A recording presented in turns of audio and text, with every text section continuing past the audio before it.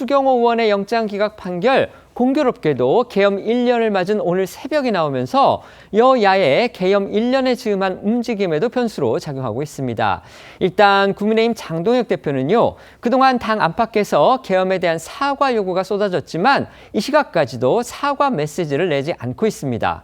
추 의원의 구속이 불발되면서 대여 공세에 힘이 실린 것도 그 한 배경이 됐을 것으로 보입니다. 네, 장동혁 대표는 예상과 달리 계엄 1년째이자 취임 100일인 오늘 이 별도의 기자회견을 갖지 않았고요. SNS를 통해서만 메시지를 냈는데 계엄은 의회 폭거에 맞서기 위한 계엄이었다고 여당에 화살을 돌렸습니다. 이는 1년 전 윤석열 전 대통령이 비상계엄을 선포할 때 내세웠던 명분과 별로 다르지 않은데요. 장 대표는 이어 계엄에 이은 탄핵으로 국민과 당원들께 실망과 혼란을 드렸다. 하나로 뭉쳐 제대로 싸우지 못한 국민의힘도 그 책임에서 자유롭지 못하다. 당대표로서 책임을 통감한다고 적었습니다.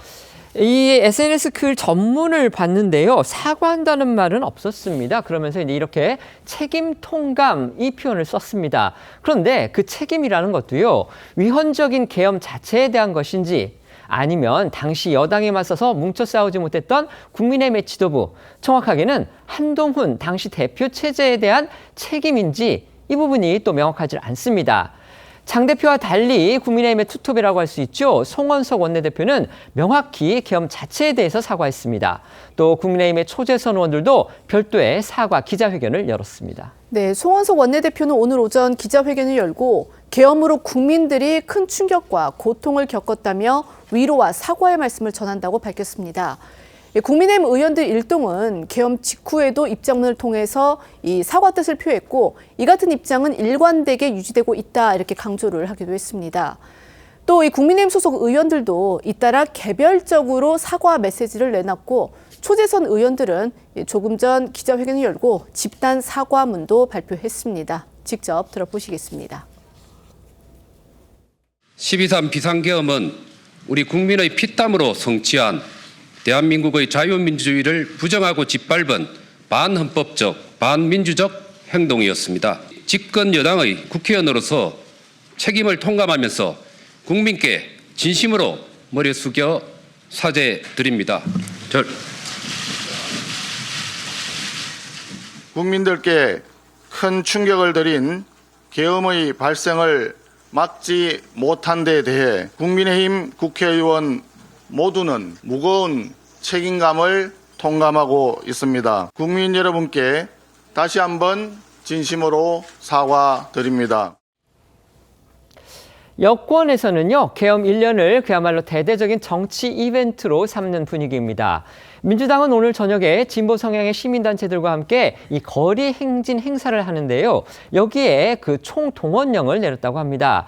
심지어 이재명 대통령도 이례적으로 직접 참여할 예정이고요.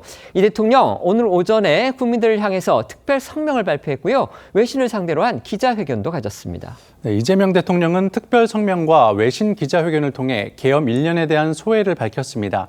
12월 3일을 국민 주권의 날로 정할 것이라며 계엄을 막아낸 우리 국민들은 노벨 평화상을 받을 자격이 충분하다고 말해 눈길을 끌었고요. 기자들과의 질답 과정에서 추경호 의원 구속영장 기각과 민주당이 주도하고 있는 추가 특검 필요성에 대한 입장도 밝혔습니다. 직접 들어보시죠. 추경호 전 국민의힘 원내대표의 영장 기각에 대해서는 제가 특별한 의견을 드리는 게 부적절한 것 같습니다.